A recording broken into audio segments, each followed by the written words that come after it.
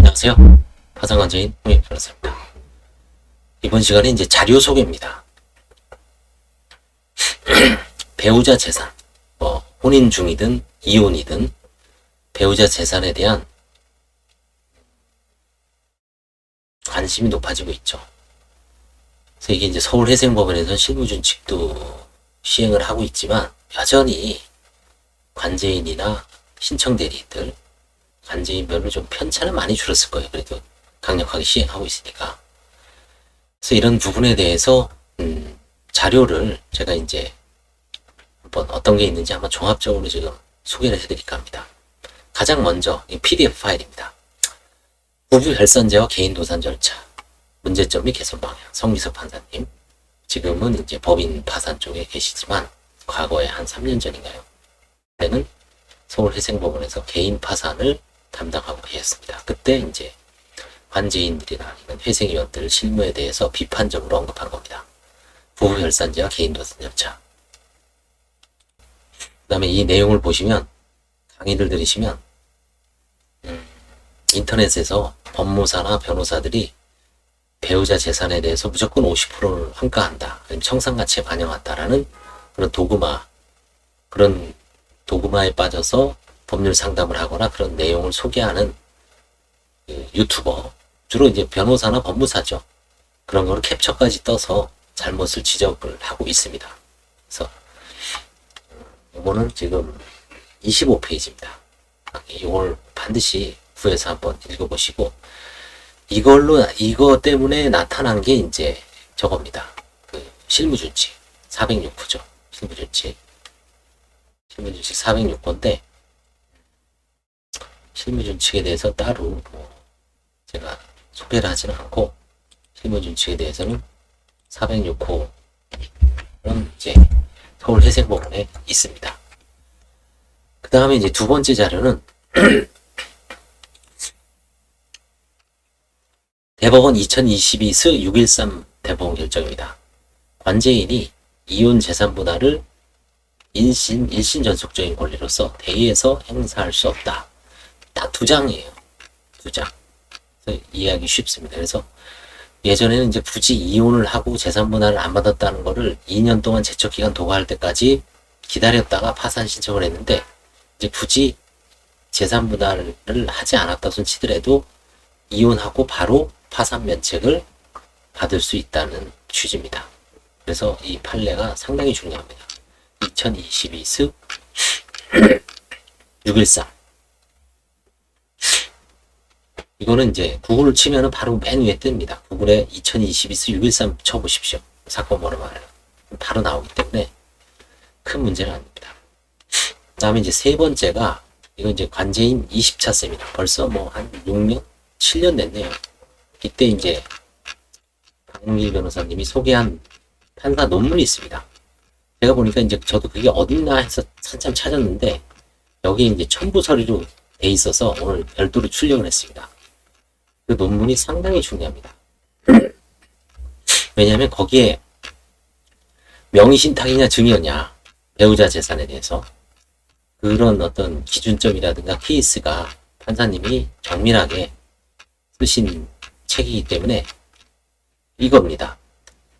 도산법 도산실무연구의 발표 자료죠. 2008년 1월 24일입니다. 시간 벌써 몇 년이죠? 15년 전 논문입니다. 근데도 이게 현재 지금 읽어도 아주 파산자 배우자 명의 재산과 파산 절차의 진행, 호성호 판사님입니다. 여기에 이제 이게 전부 명의신탁이 아니라 증여일 수도 있다. 그래서 명의신탁이냐 증여이냐에 관한 어떤 실제 케이스도 있고, 도산법의 어떤 입장, 이분도 지금 그 서울회생법원의 실무준칙 그것과 궤를 같이 하고 있습니다. 판사들은 그런 판사님들이 좀 많았어요, 과거에도.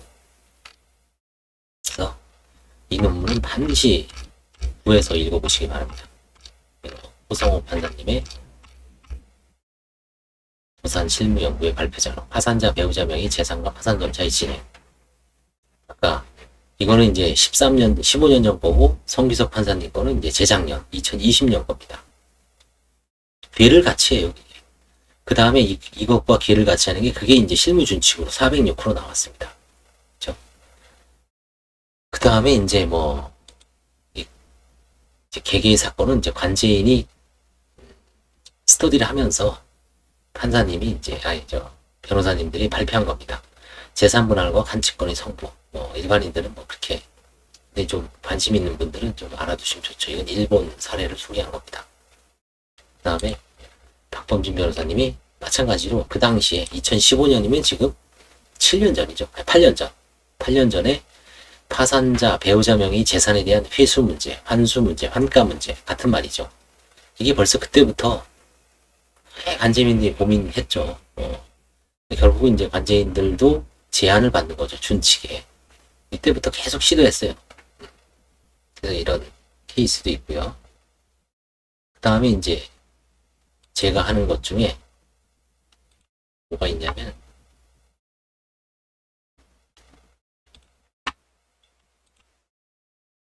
이런 게 있습니다.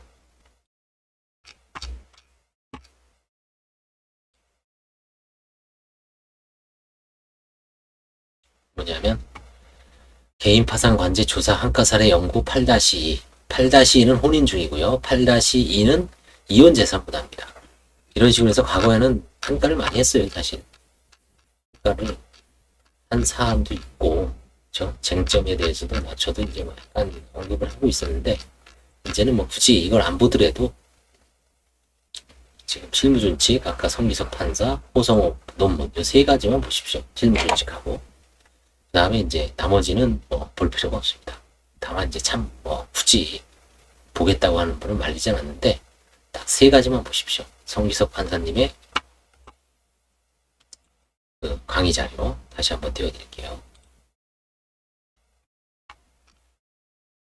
요거 그 다음에 호성호 판사님의 논문 그 다음에 서울회생법원 실무준칙 406호 406 이 세 가지만 보시면 내 사건에서 이게 명의신탁이냐 증여냐 그 부분을 좀 알고 대리인들, 보조인들, 관제인들 접근하면 배우자 재산에 대한 어떤 환가 문제는 이제 거의 정립되어 있을 겁니다.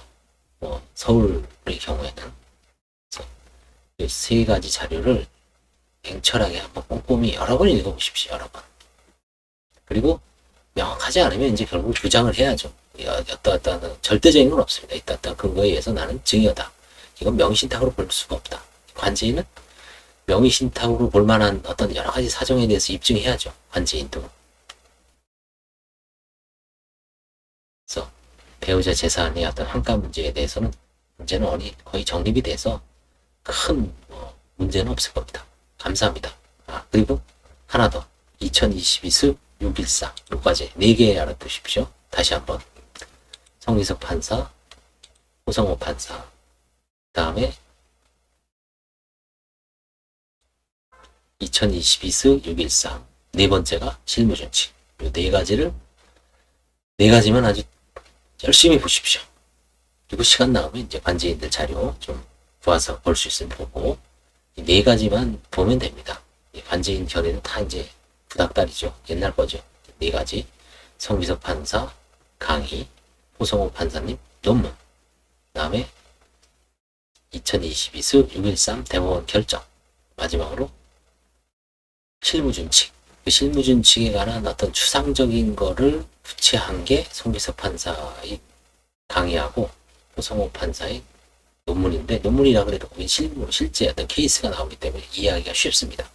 학술적 논문이 아니라 실무 논문입니다. 네 가지만 열심히 보시기 바랍니다. 감사합니다.